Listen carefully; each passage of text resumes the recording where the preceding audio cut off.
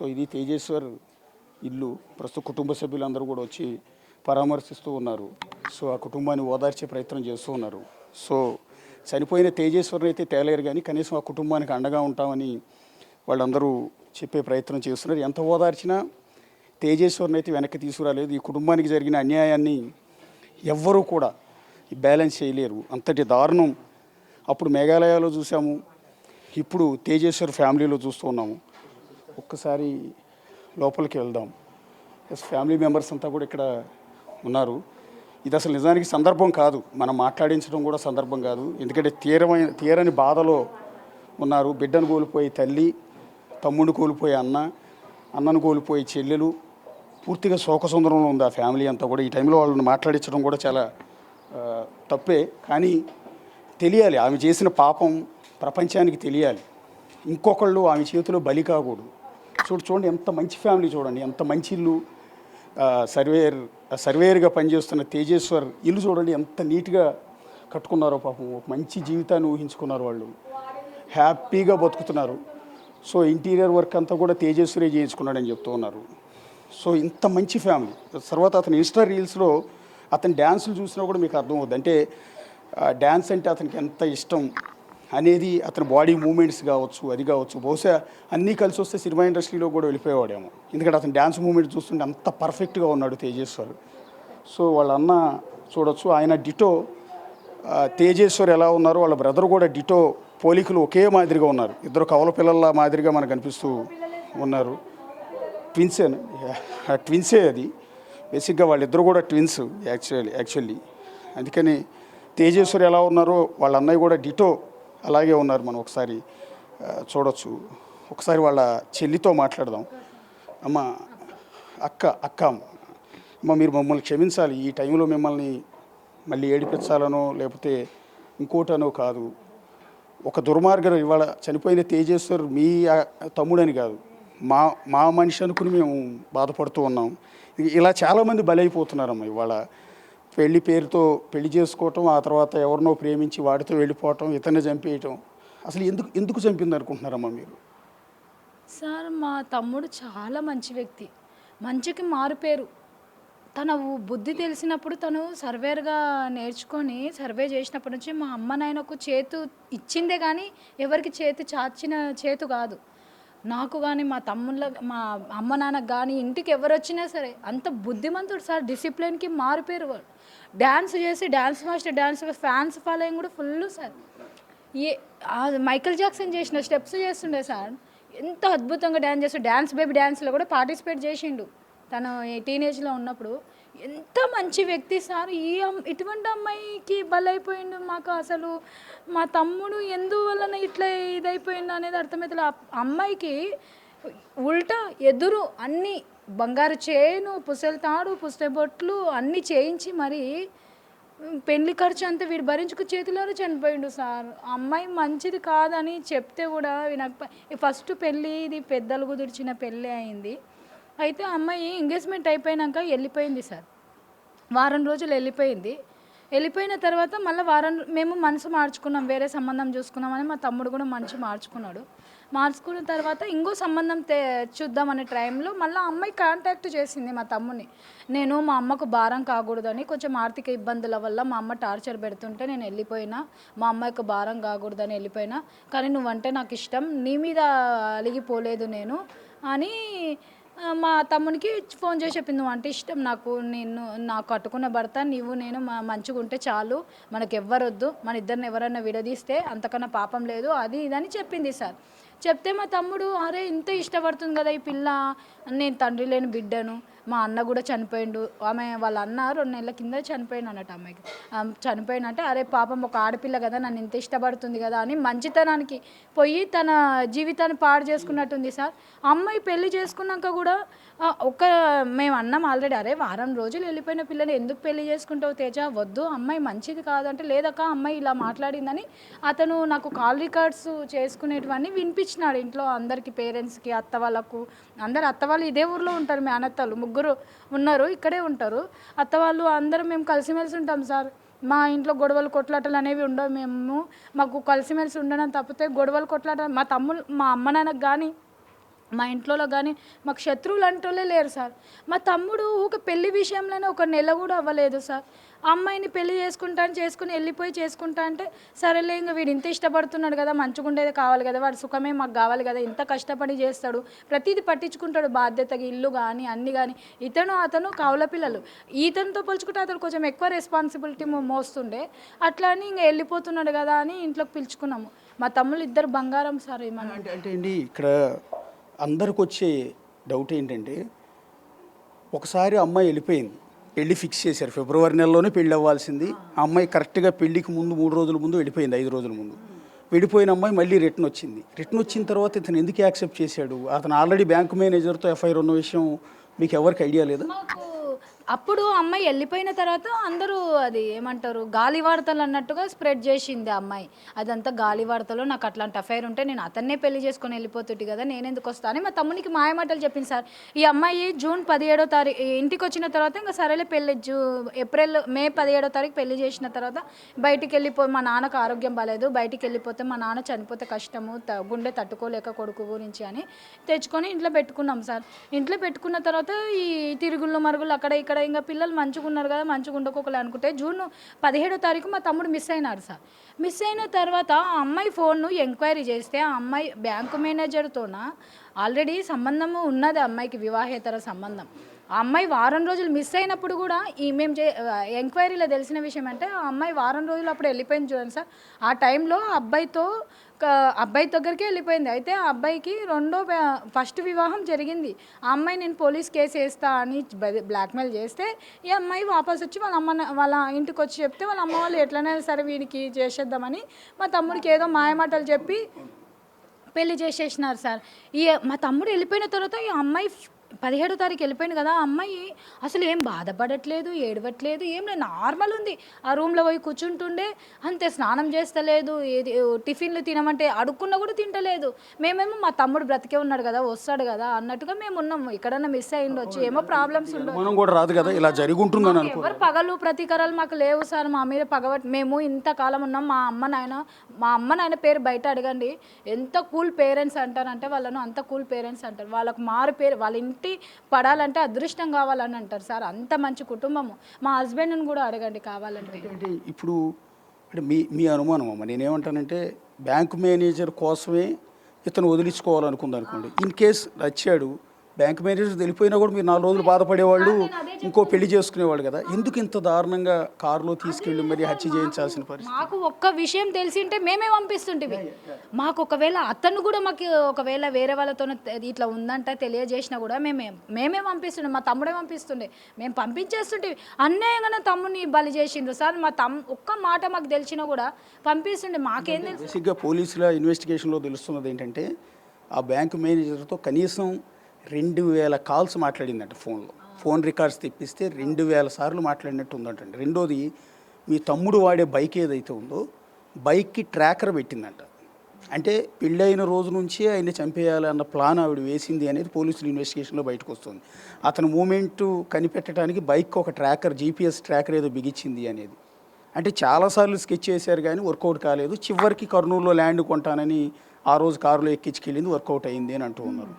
So ఈలోపు ఈ నెల రోజుల కాపురంలో ఆమె బిహేవియర్ మీద మీకు అనుమానం రాలేదా?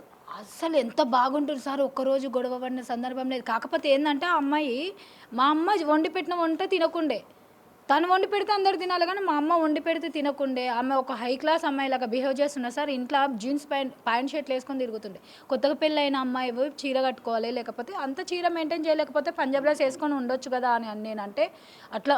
నేను మా తమ్ముడు వెళ్ళిపోయిన తర్వాత నాకు తెలిసి నేను అడిగిన, ఎందుకు అలా విధంగా ఉన్నావు, కొత్తగా పెళ్ళయింది కదా, పంజాబ్ డ్రెస్ లేకుంటే చీర కట్టుకోవచ్చు కదా అంటే, నువ్వెందుకు పిన్ని అట్లా అంటున్నావు, నాకు అసలు ఇష్టమే లేకుండా మా అమ్మ నాన్న వాళ్ళు బలవంతంగా చేసినారు అది ఇదని అప్పుడు రియాక్ట్ అయింది. మా తమ్ముడు వెళ్ళిపోయిన తర్వాత ఆ విధంగా రియాక్ట్ అయింది.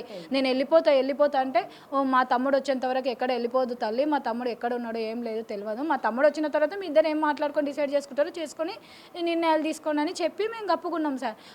ఆ మాట అన్నందుకు ఆ అమ్మాయి ఏం తినకుండా చేయకుండా ఇంట్లో బయట నుంచి తెప్పించుకొని వాళ్ళ పిన్నిని వాళ్ళ బాబాయిని ఇంట్లో పెట్టుకొని వాళ్ళ దగ్గర ఏమేమి మాట్లాడుతున్నాడో ఏమేం లేదో అన్నీ చేస్తుండే సార్. ఆమె ఫోను ఎంక్వైరీలో తీసుకున్నాక ఆమె బయటపడింది సార్. ఇక్కడ బేసిక్గా పెళ్లి సంబంధం చేసుకుంటే అటు 7 తరాలు ఇటు 7 తరాలు చూడాలంటారు. ఫ్యామిలీ బ్యాక్గ్రౌండ్ చూడాలంటారు. సో అలాంటిది మీరు బిఫోర్ ఎంక్వైరీ చేసుకోలేదు, ఎందుకంటే ఆమె తల్లి కూడా అదే నేచర్ ఉంది. ఆవిడ కెనరా బ్యాంకులో స్వీపర్గా పనిచేస్తుంది. అదే బ్యాంక్ మేనేజర్ తిరుమలతో ఆవిడకి కూడా ఎఫ్ఐఆర్ ఉందని చెప్తున్నారు. తల్లికి ఎఫ్ఐఆర్ ఉంది, కొడుకు కూడా, కూతురికి కూడా అదే వ్యక్తితో ఎఫ్ఐఆర్ ఉంది. తల్లి కూతుళ్ళు ఇద్దరు కూడా ఈ టైప్ ఆఫ్ క్యారెక్టర్స్ ఉన్నారు కదా. మీరు బిఫోర్ ఎంక్వైరీ చేసుకోలేదు అబ్బాయి పెళ్లి చేసేటప్పుడు అమ్మాయి ఏంటి, అమ్మాయి బ్యాక్గ్రౌండ్ ఏంటి, ఇదేంటి అనేది? అంటే మాకు పెద్దలు కుదిరి ఇది ఫ్రెండ్షిప్లో తీసుకొచ్చినారు సార్.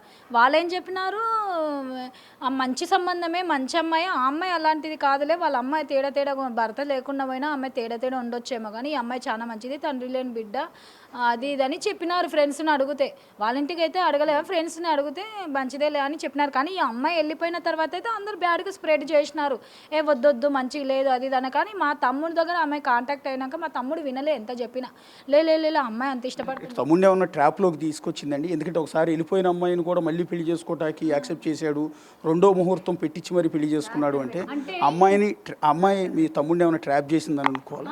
ఆల్రెడీ వాడి దగ్గర మాట్లాడిన అమ్మాయి మాటలు రికార్డ్ చేసి మాకు చూపించడం కోసం, ఒప్పించడం కోసం రికార్డ్ చేసింటే వినిపించినాడు.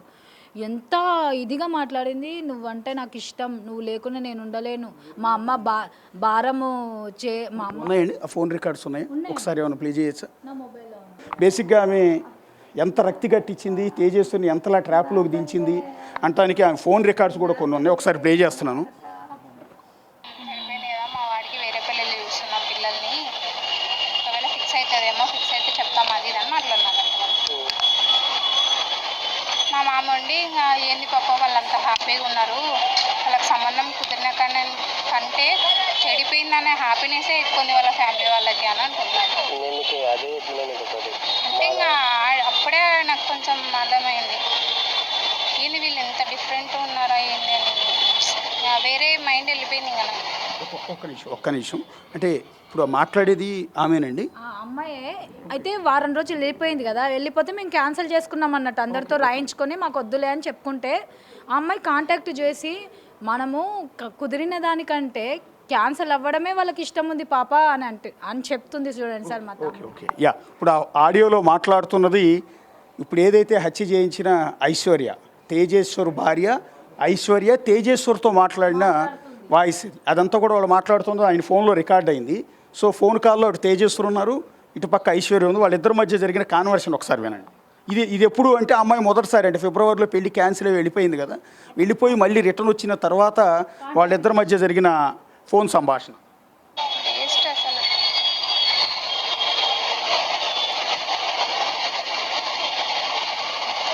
ఈమె కూడా అనకూడదు అట్లా, తప్పు. ఇప్పుడు నువ్వు ఇచ్చే పొజిషన్ ఉంటే చెప్పాలా, నువ్వు ఇస్తా అది అని. నువ్వు తర్వాత వాళ్ళ దగ్గర ఒక మాట అని నా ముందర ఒక మాట మాట్లాడకూడదు. నీ వల్లే ఇట్లా అయింది, నీ వల్లనే ఇంత బాధ వస్తుంది, నీ వల్లనే ఇట్లా అయిపోతున్నా అంటే అనకూడదు కదా, తప్పే కదా అది.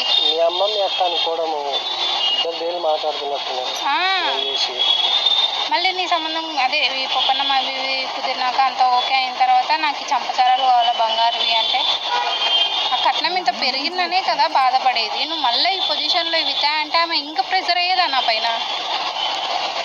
ఆలోచిస్తున్నావా అవన్నీ? నేను అడిగినా నేను అమ్మని ఏం అసలు ఏం పలకరు, ఏం చెప్పరు. నిజం చెప్తున్నా చూడబ్బా, మా ఫ్యామిలీలో నాకు ఎవ్వరు నచ్చరు. నిజం నేను ఒక్కటే ఏమంటే, నాకు వచ్చే భర్త నన్ను అర్థం చేసుకోవాలా, వానికి నేను తప్ప, నేను వానికి తప్ప ఇంకెవ్వరు ఉండకూడదు మా దాంట్లో. ఇదే నాకు కావాల్సింది. ఎవరైనా మధ్యలో వచ్చి ఇడగొట్టే వాళ్ళు ఉంటే వాళ్ళని ఏం చేసినా పాపం లేదు. నేను ఇదే హ్యాపీ ఉంటా అన్నందుకే కదా ఇవన్నీ చేసింది. కానీ ఆమె నాకు అవన్నీ మాట్లాడకూడదు.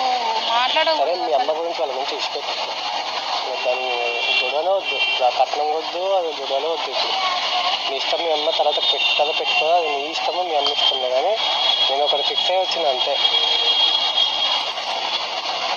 అదే మాట నేను ఆ రోజు కూడా అన్నా, మా ఇంట్లో కూడా చెప్తున్నాను, ఏమన్నా ఇంత మరి 3 లక్షలకి మనం ఎందుకు ఇంకా ఫ్రీగా చేసుకుంటే అయిపోతుంది కదా అని కూడా ఆడుకున్నాను. మనం ఏం బయట వాళ్ళు ఇస్తే మనం ఏం తీసుకొని కాదు కదా, జస్ట్ మన ఫంక్షన్ వాళ్ళకి అవి ఖర్చులకి మనం అడిగింది.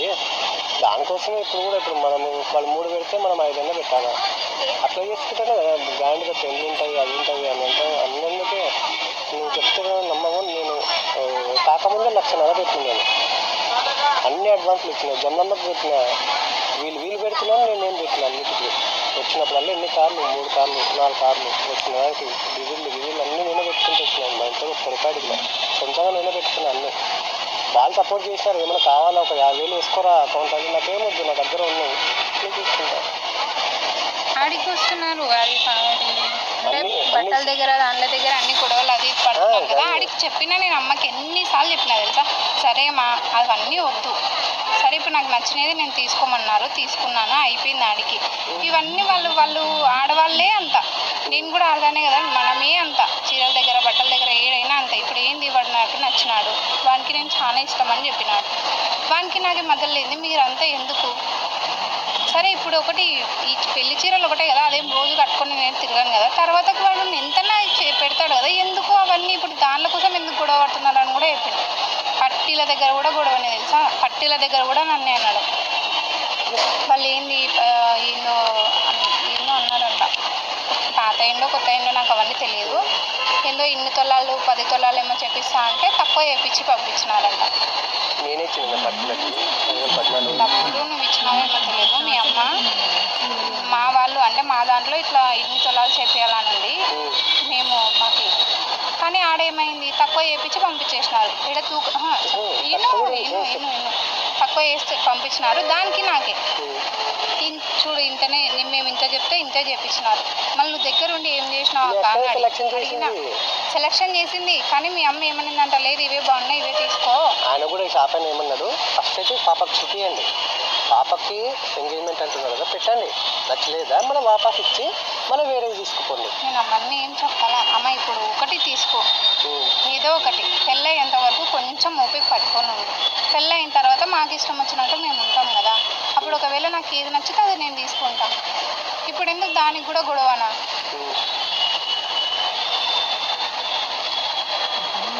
సరే డైలీ ఫోన్ మాట్లాడుతున్నా, ఇవి చేస్తున్నా అవి చేస్తున్నా, అది మాత్రమే తెలుసు నీకు, కానీ నేను అట్లా చెప్పుకోలేను, బయటికి ఎవరికి చెప్పుకోలేను. ఏమంటే ఇప్పుడు రీజన్ ఏంది అని అన్నందుకు నేను చెప్పిన. ఇంకా కొన్ని మాటలు అన్నీ చాలా జరిగినాయి, కానీ అవి నేను చెప్పేంత ఇది కూడా లేదు నాకు. ఇక్కడ ఎంత మహానటి అంటే ఈ కాన్వర్షన్ అంతా కూడా మొదటిసారి అంటే ఫిబ్రవరిలో ఎంగేజ్మెంట్ అయ్యి పెళ్లి ముహూర్తం రెడీ చేసి అన్ని ఏర్పాట్లు చేసుకున్న తర్వాత, అంటే అతనితో కలిసి వెళ్ళిపోయి వచ్చిన తర్వాత, అమ్మాయి వెళ్ళిపోయిన తర్వాత సార్ మేము వద్దన్నాం. ఒక్కసారి వారం రోజులు వెళ్ళిపోయిన తర్వాత నువ్వు ఎట్లా పెళ్లి చేసుకుంటావు అని అందరం నిలదీసినాం, తిట్టినాం, బాగా కోపం అయితే చూడు ఆ అమ్మాయి ఎట్లా మాట్లాడింది కాంటాక్ట్ చేసి అని మా తమ్ముడు మాకు రికార్డు పంపించినాడు. ఇక్కడ విచిత్రం ఏంటంటే ఈమె ఆల్రెడీ తేజేశ్వర్తో ఎంగేజ్మెంట్ చేసుకుని పాపం పెళ్లి అరేంజ్మెంట్స్ ఆల్రెడీ చూడండి ఎన్ని ఏర్పాట్లు చేశాను అనేది, ఎంతెంత ఖర్చు పెట్టి ఏమేమి కొన్నాను మొత్తం తేజేశ్వర్ చెప్తూ ఉన్నాడు. అంతా కంప్లీట్ వీళ్ళే అరేంజ్ చేసుకున్నారు పెళ్లికి సంబంధించి. సో అవన్నీ చేసుకున్న తర్వాత బ్యాంకు మేనేజర్తో ఒక 6 రోజుల పాటు చెన్నై వెళ్ళిపోయి ఆ తర్వాత మళ్ళీ రిటర్న్ వచ్చిన తర్వాత అతనితో మాట్లాడుతున్న ఆడియో అందులో ఏం చెప్తోంది అంటే, నా భర్త అనేవాడు ఎలా ఉండాలి అంటే, ఆల్రెడీ వీడు వేరే వాడితో వెళ్ళిపోయి మళ్ళీ వచ్చి నా భర్త ఎలా ఉండాలి అంటే, నేను నా భార్య అంటే బాగా ఇష్టం చూపించాలి, భార్యకి భర్త అన్నట్టుగా ఉండాలి అని. అసలు ఆ వాయిస్ వింటే ఆమె ఎంత మహానటి అనేది, అంటే తేజస్సుని ఎలా ట్రాప్లో దించింది అనేది. నేను ఒకటే ఏమంటే, నాకు వచ్చే భర్త నన్ను అర్థం చేసుకోవాలా, వానికి నేను వానికి తప్ప ఇంకెవ్వరు ఉండకూడదు మా దాంట్లో, ఇదే నాకు కావాల్సింది. ఎవరైనా మధ్యలో వచ్చి ఇడగొట్టే వాళ్ళు ఉంటే వాళ్ళని ఏం చేసినా పాపం లేదు. అర్థమైంది కదా, నాకు వచ్చే భర్త ఎలా ఉండాలంటే, నేను నా భర్తకి నేను ప్రాణం అన్నట్టుగా ఉండాలా, అంతగా ప్రేమించాలా. సో మధ్యలో మమ్మల్ని విడగొట్టే వాళ్ళు ఉంటే అసలు ఊరుకునేది లేదు. అంటే విడగొడుతున్నారంటే వీళ్ళందరూ వద్దంటున్నారు కదా, అందుకని అంటే ఏ విధంగా నమ్మించింది తేజస్వర్ని అని. సో ఈ విధంగా అతన్ని ట్రాప్లోకి లాగి అతన్ని వేధించి చివరికి ఫ్యామిలీ అంత ఇష్టం లేకపోయినా కూడా పెళ్లి చేసుకుని ఈరోజు అత్యంత దారుణంగా దుర్మార్గంగా అతన్ని హత్య చేయించింది. సరే అమ్మా, ఇంకా ఆడియోలు ఉన్నాయమ్మా, ఇది ఒక్కటేనా? చాలా మంచి వ్యక్తి సార్. ఇతడు పెళ్లి చేసుకున్నప్పుడు కూడా ఆ అమ్మాయి ఒక్క రూపాయిది ఆశించాలి.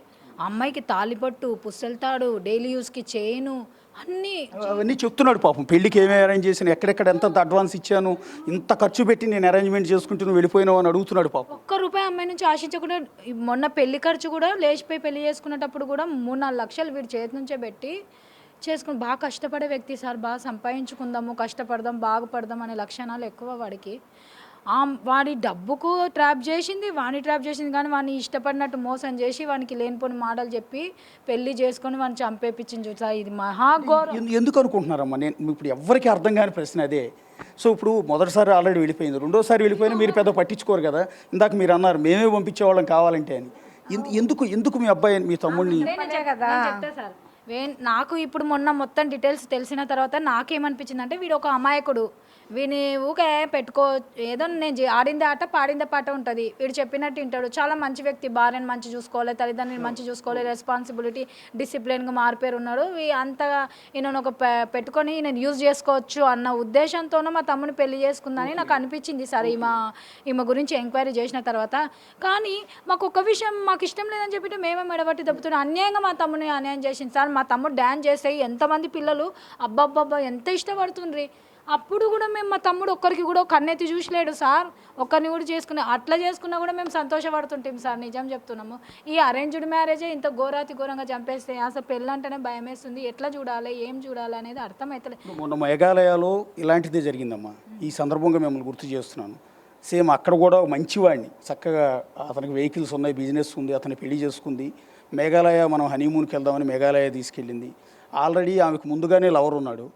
అతను కూడా అక్కడికి తీసుకెళ్ళి సుపారీ గ్యాంగ్ డబ్బులు ఇచ్చి వాళ్ళ చేత మర్డర్ చేయించేసి హస్బెండ్ బాడీని అక్కడ పడేసి ఈమె పారిపోయి మా మీద దొంగలు అటాక్ చేశారని క్రియేట్ చేసి. ఆ ఇన్సిడెంట్ జరిగిన తర్వాత ఇది దేశంలోనే రెండో ఇన్సిడెంట్ అమ్మ ఈ విధంగా భర్తను చంపించడం పెళ్ళైన తర్వాత అనేది. అది కూడా సేమ్ పెళ్ళైన నెల రోజులకి, ఇది కూడా పెళ్ళైన నెల రోజులకి. సో ఇది ఆ ఇన్స్పిరేషన్గా ఏమన్నా వీడు చేయించి ఉంటుంది అనుకుంటున్నారా? అదంతేం లేదు సార్. ఇతన్ని అడ్డు తొలగించుకుందాము అని అనుకొని చేసినారు అన్నట్టు అనిపిస్తుంది. అడ్డు అంటే ఇప్పుడు మీరేం అబ్జెక్ట్ చేయరు పెద్దగా, మీరేం గొడవ చేసే పరిస్థితి కూడా లేదు. ఎందుకు అమాయకుడిని అడ్డు తొలగించుకోవటం అనేది కదా ఇక్కడ ప్రశ్న. అంటే వాళ్ళిద్దరు ఏమేమి మాట్లాడుకున్నా వాళ్ళ ఎంక్వైరీలో పోలీసులు అయితే మాకు ఇంకా అంత ఇన్ఫర్మేషన్ ఇవ్వలేదు సార్. ఒకవేళ అంత మేము రికార్డ్స్ ఏం మాట్లాడింది అనేది మాకు తెలియదు. కాకపోతే మే 13వ తారీఖు నుంచి మార్చి 13వ తారీఖు నుంచి జూన్ 13వ తారీఖు వరకు 2200 కాల్స్ అయితే ఆ బ్యాంకు మేనేజర్తోనే మాట్లాడింది సార్. ఆ టైంలో మా తమ్ముని దగ్గర 120 కాల్సే మాట్లాడింది. ఈ అమ్మాయితో ఆ బ్యాంకు మేనేజర్తో అక్రమ సంబంధం ఉంది అన్నట్టుగా కొంచెము వార్తలు స్ప్రెడ్ అయినాయి. మేము మా తమ్ముతో ఈ విధంగా మాట్లాడింది కాబట్టి కొంచెం మంచిగా మారుతుంది, మంచిగా ఉంటారులే ఇంకా అన్నట్టు మేము అనుకున్నాం సార్. వీడు ఇంత ఇదిగా ఇష్టపడినప్పుడు ఏం కాదని లేకపోయినాం, ఇంకా గొడవ పడినాం కానీ ఒప్పుకోకపోయాం. ఒక్కసారి ఆయన ఇన్స్టా అకౌంట్ ఓపెన్ చేసాము, తేజాది. సో ఒకసారి ఇది మంచి డ్యాన్సర్ ఆయన. ఈటీవీ డి షోలో కూడా పార్టిసిపేట్ చేశారు, డ్యాన్స్ బేబీ డ్యాన్స్లో కూడా పార్టిసిపేట్ చేశారు చిన్నప్పుడు అని చెప్తున్నారు. డ్యాన్స్ మీద చాలా మంచి ఇంట్రెస్ట్ ఉంది. ఒకసారి ఆ వీడియో, డ్యాన్స్ వీడియో ఒకసారి ప్లే చేయండి. అంటే ఎంతటి దుర్మార్గం, ఎంతటి అరాచకం అంటే దేశంలో ఇది రెండో ఘటన. మొదటి ఘటన మేఘాలయలో మనం చూసాము, రెండో దారుణమైన ఘటన ఇది. ఒక మంచి పచ్చని కుటుంబంలో చిచ్చుపెట్టింది ఆ మహాతల్లి. ఎందుకు ఇలా జీవితాలతో, మగవాళ్ళ జీవితాలతో ఆటలాడుకుంటారు? ఇవాళ మగవాళ్ళ జీవితంతో కదా, ఎంటైర్ ఫ్యామిలీతో ఆట ఆడుకుంది ఈరోజు. ఇంతమందిని ఏడిపిస్తోంది. ఒక చిన్న లాజిక్ ఏంటంటే, నీ మానాన్ని వెళ్ళిపోయి ఉంటే వాళ్ళే పంపించేవాళ్ళు గౌరవంగా. అలాంటిది నాకు నువ్వు ఇష్టం లేదు, నాకు అతనే ఇష్టం అంటే వీళ్ళు చక్కగా దండ వేసి మరీ పంపించేవాళ్ళు. ఎందుకు అతన్ని పొట్టను పెట్టుకోవాల్సి వచ్చింది, ఎందుకు ఇంత కిరాతకంగా చంపాల్సి వచ్చిందని ఒక్కసారి మన అతని డ్యాన్సులు కూడా మీరు చూడొచ్చు. తేజేశ్వరి ఎంత మంచి డ్యాన్సర్ అంటే, బేసిక్గా ప్రైవేట్ సర్వేర్గా పనిచేస్తున్నా కూడా ఇంత బంగారం లాంటి నిజంగా ఎవ్వరికీ హాని చేయలేదు ఆ ఫ్యామిలీ. సో అలాంటి ఫ్యామిలీని ఎందుకు వేధించారు, ఎందుకు ఈ రకంగా పొట్టను పెట్టుకుంది అనేది ఎవరికి కూడా అర్థం కావటం లేదు. అంటే ఇక్కడ కొడుకుని గుర్తు చేసి తల్లిని ఏడిపించే ఉద్దేశం కాదు, ఇది గుర్తు చేయాలన్న ఉద్దేశంతోనే. ఇది ప్రపంచానికి తెలియాలి. సో ఈ కారులోనే తేజేశ్వరిని కిడ్నాప్ కాదు, పని ఉంది, కర్నూలులో సర్వే చేయాలి ఒక ల్యాండ్ అని చెప్పి ఇదే కారులో ప్రస్తుతం టోల్గేట్ దగ్గర నుంచి కారుని తీసుకున్నారు. వైట్ కలర్ డిజైర్ కార్ అది. ఈ డిజైర్ కార్ అది కూడా ట్రాన్స్పోర్ట్కి సంబంధించిన, అంటే ట్యాక్సీ వెహికల్ అన్నట్టు, ఎందుకంటే ఎల్లో ప్లేట్ ఉంది. AP 39 UK 3157 Dzire white colour. So ఈ వెహికల్ని హైర్ చేసుకున్నారు. ఒక టోల్గేట్ దగ్గర బహుశా సీసీ ఫుటేజ్లో ఇది రికార్డ్ అయినట్టుగా ఉంది. ఇదే కారులో చుట్టూ చూడండి, ఆ కారును కూడా మీరు చూస్తే లోపల ఉన్న తేజేశ్వర్ బయటికి కనపడకుండా ఉండటానికి ఫ్రంట్, బ్యాక్ అండ్ మొత్తం అద్దాలన్నీ కూడా బ్లాక్ ఫిల్మ్తో వేస్తున్నారు. అంటే లోపల ఎవరు మనుషులు ఉన్నారో కూడా కనపడట్లేదు. బేసిక్గా RTI రూల్స్ ప్రకారం ఇది విరుద్ధం. ఒక విధంగా చెప్పాలంటే చట్ట ఉల్లంఘన ఇది. ఇట్లా బ్లాక్ ఫిల్మ్ ఫ్రంట్ గ్లాసుకు కూడా వేయటం, సైడ్ గ్లాసుకు కూడా వేయటం, కేవలం 50% మాత్రమే వేయాలి. అలాంటిది కంప్లీటెడ్గా ఇతన్ని హత్య చేయటం కోసమే, చంపటం కోసమే, ఇది బయటకు ఆధారాలు దొరకకుండా కనిపించకుండా ఉండటం కోసం ముందస్తు స్కెచ్లో భాగంగానే ఇలా బ్లాక్ ఫిల్మ్ ఉన్న కార్ని వీళ్ళు హైర్ చేసుకున్నారు. AP39 UK 3157 రిజిస్ట్రేషన్తో ఉన్న కార్ ఇది. సో ఇదే కారులో తేజేశ్వరిని తీసుకెళ్తున్నప్పుడు ఒక టోల్ గేట్ దగ్గర రికార్డ్ అయిన ఫోటో ఇది. సో ఈ కారులోనే తేజేశ్వరిని తీసుకెళ్ళి ఇదే కారులో గొంతు కోసి చంపి ఇక్కడ నుంచి కర్నూలు పాండ్యం దగ్గరికి తీసుకెళ్ళి అక్కడ ఆయన మృతదేహాన్ని పడవేశారు. సో ఒక్కొక్కటి కూడా పోలీసులు ఇన్వెస్టిగేషన్లో బయటకు వస్తున్నాయి, ఒక్కొక్కటి బయటకు లాగుతున్నారు, ఇంకా ఇన్వెస్టిగేషన్ చేస్తున్నారు. ప్రస్తుతం తల్లి కూతుళ్ళు ఇద్దరిని, ఐశ్వర్య ఆమె తల్లిని ఇద్దరిని కూడా పోలీసులు తమ అదుపులోకి తీసుకుని ప్రశ్నిస్తూ ఉన్నారు. అలాగే తిరుమల కోసం ఎవరైతే ఎంటైర్ ఎపిసోడ్లో మూల కారణమైన ఎవరైతే ఆ దరిద్రుడు ఉన్నాడో, ఆ నీచుడు ఉన్నాడో, ఆ తిరుమల బ్యాంక్ మేనేజర్, క్యాన్ఫిన్ లాంటి ఒక బ్యాంకులో హోమ్ లోన్స్లో మేనేజర్గా చాలా మంచి పోస్ట్లో ఉన్నాడు అసలు. సో అదే బ్యాంకులో తల్లి స్వీపర్గా పనిచేస్తుంది. అక్కడ తల్లితో ఎఫ్ఐఆర్ పెట్టుకున్నాడు. ఆ తర్వాత కూతుర్ని ట్రాప్ చేసి కూతుర్ని లైన్లో పెట్టుకున్నాడు. సో ఇద్దరు తల్లి కూతుర్లు ఇద్దరితోనూ సంసారం చేసుకో, ఎవడు కాదన్నాడు. నీ ఇష్టం, వాళ్ళకి ఇష్టమైంది, నీకు ఇష్టమైంది, నీ చావు నువ్వు చావు. ఎందుకు ఈ జీవితంలోకి ఎంటర్ అయ్యారు, ఎందుకు ఇట్లా చేశారు? నీకు నచ్చితే అమ్మాయిని తీసుకుపోవచ్చు కదా, చక్కగా వీళ్ళే దండేసి ఇదే ఇంట్లోంచి అమ్మా నాన్న పంపించేవాళ్ళు కదా. ఎందుకు ఇంత దుర్మార్గాన్ని కొడికట్టారు అనేది ఎవరికి కూడా అర్థం కావట్లేదు. ఒక్కసారి తల్లి అమ్మ ఫైనల్గా ఒక్క మాట అమ్మ. సరే మళ్ళీ మిమ్మల్ని అడిగి మిమ్మల్ని ఏడిపించడం నాకే బాధగా ఉంది. మిమ్మల్ని మీ అబ్బాయిని గుర్తు చేసి ఎన్నాళ్ళైనా సరే మీ అబ్బాయిని మీరు మర్చిపోలేరు. సో నేనేమంటానంటే ఫైనల్గా ఎలాంటి శిక్ష చేయాలమ్మా వాళ్ళకి? వేయాలి, మంచి శిక్షనే వేయాలి, ఉరికి శిక్షనే వేయాలి వాళ్ళకు.